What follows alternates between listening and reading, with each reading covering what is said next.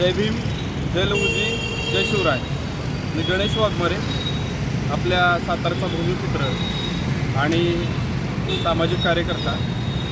सातारकर नागरिकांसाठी आणि समस्त लोकशाहीर अण्णाभाऊ साठे साहित्यप्रेमी आणि लोकशाहीर अण्णाभाऊ साठे, डॉक्टर बाबासाहेब आंबेडकर, छत्रपती शिवाजी महाराज आणि या महामानवांना त्यांच्या कृतीला विचार प्रमाण मानून आपण सगळे सामाजिक परिवर्तनासाठी काम करणारे सगळे कार्यकर्ते, समाज बांधव या सगळ्यांसाठी मी आजचा हा व्हिडिओ बनवत आहे. तुम्ही पाठीमागं बघत असाल, हा सातारा नगरपालिकेच्या जवळचा शाहू चौकातला लोकशाहीर अण्णाभाऊ साठे यांच्या पुतळ्याचा परिसर आहे.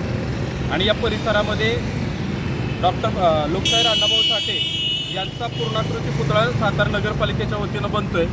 याबद्दल त्या विचाराचा पाईक म्हणून, अण्णाभाऊ साठेंच्या विचाराचा पाईक म्हणून, बाबासाहेबांच्या विचाराचा पाईक म्हणून आणि आपण सगळे समाज बांधव आणि मराठी माणूस म्हणून आपल्या सगळ्यांना अभिमान आणि गौरव आहे की नगरपालिकेनं गांभीर्य दाखवून आता लोकशाहीर अण्णाभाऊ साठेंचा सातारा शहरात भव्य पूर्णाकृती पुतळा बसवण्याचं काम सुरू केलं आहे. त्याबद्दल मी नगरपालिकेचं प्रथमतः अभिनंदन आणि शुभेच्छा देतो आणि सगळ्या समाज बांधवांचंही अभिनंदन करतो की आमच्यासाठी गौरवाची गोष्ट आहेच. पण हे सगळं होत असताना ज्या अण्णाभाऊ साठेंनी साहित्य म्हणून या मराठी विश्वाला अखंड एवढं साहित्य दिलं, त्यांची उपेक्षा तर होतीच आहे. आजही त्यांना भारतरत्न मिळत नाही, हा एक मुद्दा आहेच वेगळा. पण सातारा शहरातला हा जो अण्णाभाऊ साठेंचा पुतळा होता, जिथं सातारा जिल्ह्यातून, सातारा शहरातून, महाराष्ट्रातून कोणी आलं, जयंतीला असेल, पुण्यतिथीला असेल किंवा इतर महत्त्वाच्या कार्यक्रमांना या पुतळ्याच्या ठिकाणी अर्धाकृती पुतळा होता. तिथं मानवंदना सगळे द्यायचे. बाबासाहेबांच्या जयंतीला 14 एप्रिलला सर्व कार्यकर्ते आले की मानवंदनेला इथं येत असत सगळे नागरिक.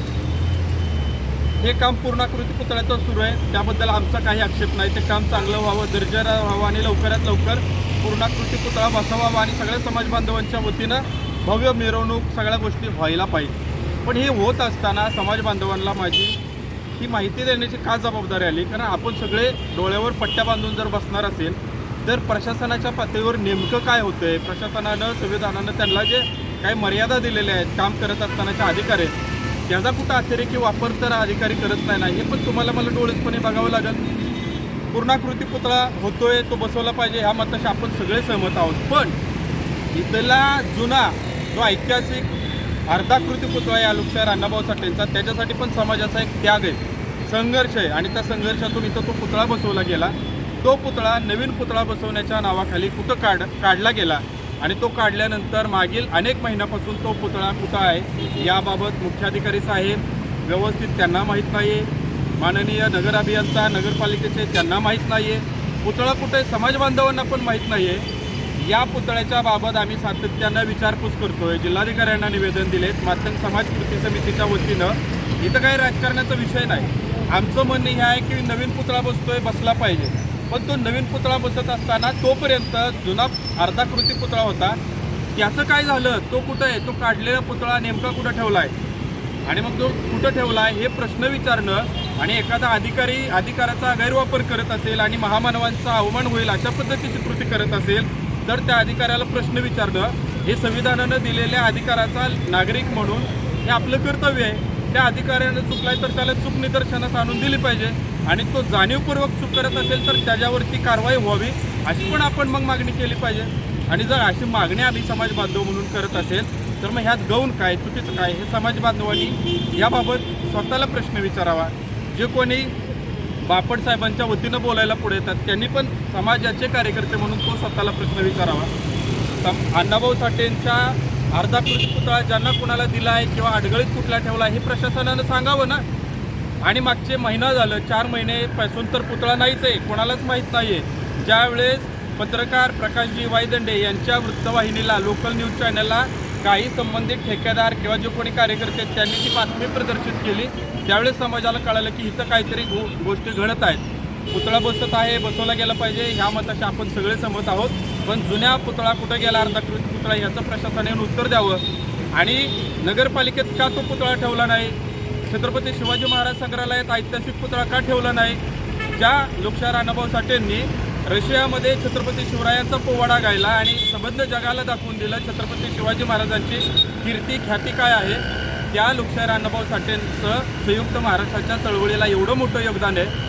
मग नगरपालिकेलाच ते का नकोशे झालेले आहेत मुख्याधिकाऱ्यांना, प्रशासकीय अधिकाऱ्यांना, याचं उत्तर नगरपालिकेच्या मुख्याधिकाऱ्यांनी प्रशासनाने द्यावं आणि जिल्हाधिकारी साहेबांना विनंती आहे की कृपया प्रशासनाला वाचवू नये. जे काय आहे ती चौकशी घडलेल्या गोष्टीची निपक्षपातीपणे करा.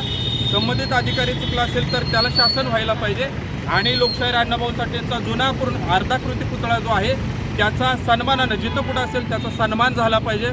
तो पुतळा सन्मानानं समाज बांधवांना विश्वासात विचारात घेऊन नगरपालिकेच्या सभागृहात ठेवला पाहिजे अभिवादनासाठी, सुरक्षेसाठी किंवा छत्रपती शिवाजी महाराज संग्रहालयात तो आदरानं सन्मानासाठी आणि पावित्र्य राखत तो ठेवला पाहिजे, हीच आमची मागणी आहे. आणि जर हे मागचे महिना झाला आम्ही ह्यासाठी सातत्यानं निवेदन देतोय, सगळं करतोय, जर हे होत नसेल तर मी, कारण ह्या आधी 2 निवेदनं दिलेत, मुख्यमंत्र्यांना मेल केलेला आहे, पण याबाबत अजून ठोस कारवाई होत नाही. अजूनही नगरपालिका पुतळा कुठे ह्याबाबत पुढे येऊन माहिती देत नाही. हे समाज बांधव म्हणून आपल्या मनाला कधीतरी प्रश्न पडले पाहिजेत ना. हाच जर विषय एखाद्या दुसऱ्या महामानवाच्या पुतळ्यासंदर्भात घडला असता तर आज महाराष्ट्रातलं काय वातावरण झालं असतं, अधिकाऱ्याला कसा धारेवर धरला असता. मातंग समाज असेल किंवा अण्णाभाऊ साठे प्रेमी असतील, साहित्यप्रेमी असतील आणि समस्त मराठी बांधव असेल, आपण स्वतःच्या मनाला प्रश्न विचारला पाहिजे की अधिकाऱ्यांनी कुठल्या अधिकाराखाली इथला पुतळा काढून कोणाला दिला आहे का कुठं ठेवला आहे याचं त्यांनी खुलासा करावा. आणि जर ते चुकले असतील पुतळ्याचा सन्मान झाला पाहिजे महामानव म्हणून, आणि जर ते चुकले असतील तर त्यांच्यावर कारवाई झाली पाहिजे. अन्यथा उद्या दिनांक 25 मार्च 2025 पासून मी गणेश वाघमारे समस्त समाज बांधवांच्या वतीनं आणि लोकशाहीर अण्णाभाऊ साठे, डॉक्टर बाबासाहेब आंबेडकर, छत्रपती शिवाजी महाराज यांचा एक वैचारिक कार्यकर्ता म्हणून प्रशासनाला ते जर चुकत असतील तर ते जागा दाखवायचं काम मी करेल, आणि हा पुतळ्याचा सन्मान झाला पाहिजे लोकशाहीर अण्णाभाऊ साठेंच्या अर्धाकृती पुतळ्याचा.